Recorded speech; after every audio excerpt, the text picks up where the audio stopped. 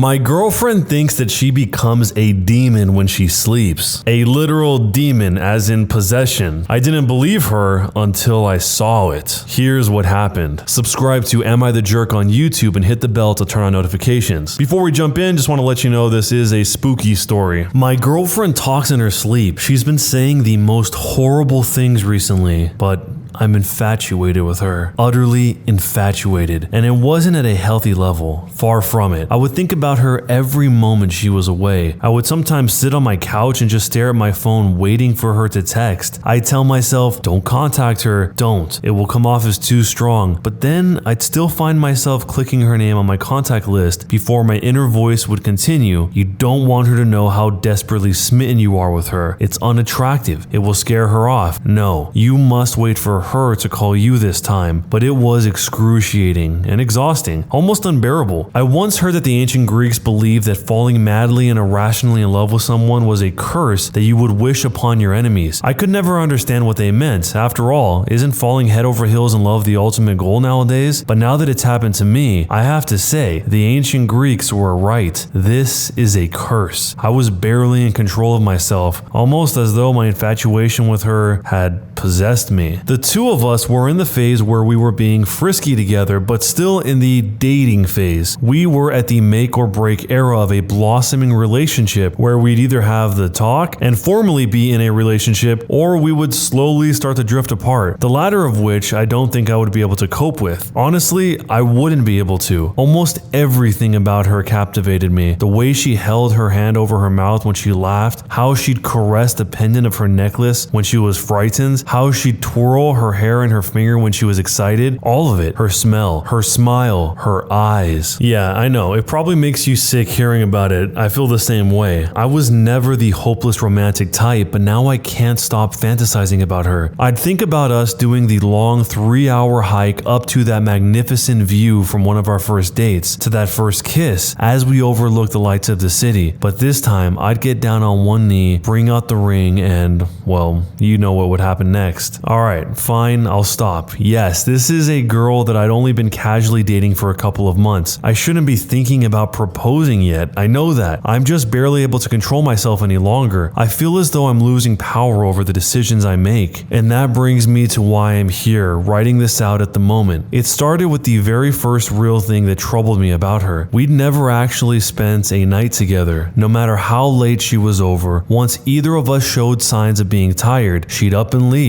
She wouldn't leave awkwardly or in anger, just a casual kiss goodnight, a smile, and call me soon. It was something I didn't really even notice the first few times she did it, but after almost 8 weeks of dating, it was becoming strange. I'd have to ask her about it. It took drinking almost an entire bottle of wine before I had the courage to do it. She looked almost defeated when I asked her and lowered her eyes in embarrassment and said, "I knew this talk would come eventually." She started. She took in a deep breath with a long drawn-out exhale. "Recently," she paused again, "I've started talking in my sleep." She shook her head in embarrassment. "It's called somniloquy. I looked it up." I shrugged and laughed out loud. My demeanor seemed to say, "That's it?" "No, Stephen, listen," she said. She wasn't laughing. "It's bad. It's completely out of control. It's not just random words or gibberish. No, it's horrible. I say horrible, disgusting things." She was starting to raise her voice, breathe heavy, and tear up. I approached her and held her. I told her it couldn't be that bad. I told her to spend the night, and I told her she was probably exaggerating. I was wrong. That night she stayed in my house, but she warned me of something before falling asleep.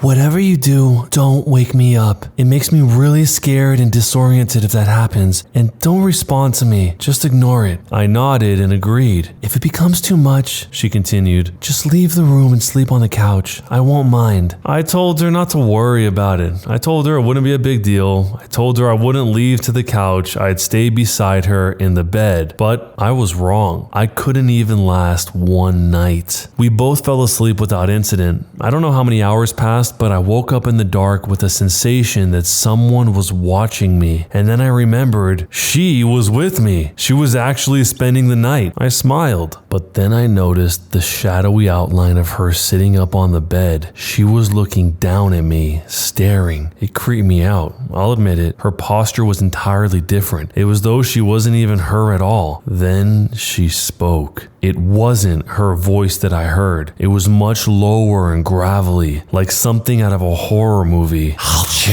the skin from your bones. I froze. At first, I just kept looking at her. This is not at all what I expected. I thought it would be more like the way that Tourette's is often portrayed, just some random swearing and shouting. I honestly thought to myself, what will I do if she attacks me right now? What if she really does try to chew the skin from my bones? But then, she just lied down and went to sleep. I was creeped out. I tried to lie back down and ignore her, but struggled. I couldn't even close my eyes without thinking, maybe she's sitting up again and staring at me. And then one time I rolled over to look at her, and she was. Her face was pressed right towards mine. Her breath was foul and rotted, something that was most certainly not normal for her. She spoke again in the same voice as before. If you don't move to the couch, you'll be dead by morning. That did it for me. I sat up in a moment and headed for the living room. She made some sort of wheezing sound as I left. I think it was supposed to be laughter. I was lying on the couch, but I wasn't going to be able to fall asleep. I was far too shaken. I was staring out towards the window, hoping to see the first few hints of the sun rising. And then I thought I heard something from the bedroom. I listened, and then I heard it again. Stay then.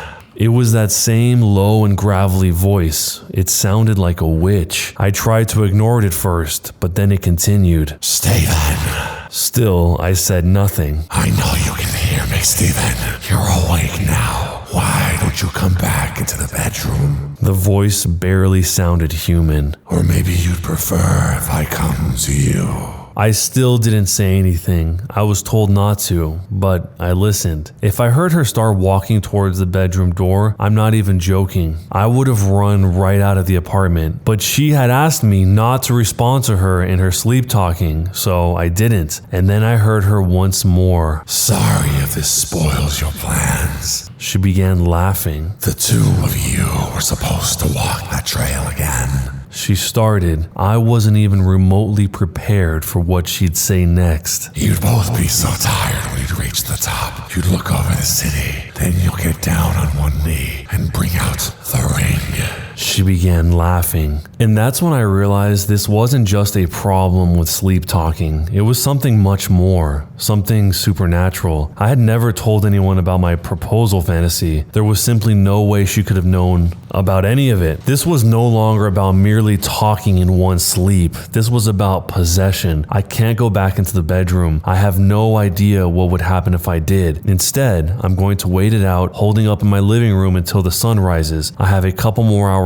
yet. I can hear her laughing occasionally in the bedroom. It's still not her voice. Still that same low-pitched cackle. But as I sit on my couch writing this out, here is what scares me the most. Maybe my infatuation and utter obsession with her wasn't normal. I said before that I felt like I was losing control of myself. More so I believed in the typical falling in love story. No. I fear that the infatuation that I felt was the entity slowly taking control of me, of it controlling my thoughts, my fears, my ambitions, and anxieties. Maybe once I become completely absorbed, a transfer would occur and she would be free of it. I know I should leave. That I should just open the front door, get in my car, and drive away from here. But I can't. I can't leave her. I've already lost control. I'm infatuated with her. Utterly infatuated. This was probably the creepiest story we've ever seen on the channel. As soon as the OP started describing how the infatuation was out of his control at the beginning, I had a feeling that it was going to be some sort of voodoo type thing. I didn't expect him to actually think it was a supernatural explanation and that this thing was just possessing her, was using the infatuation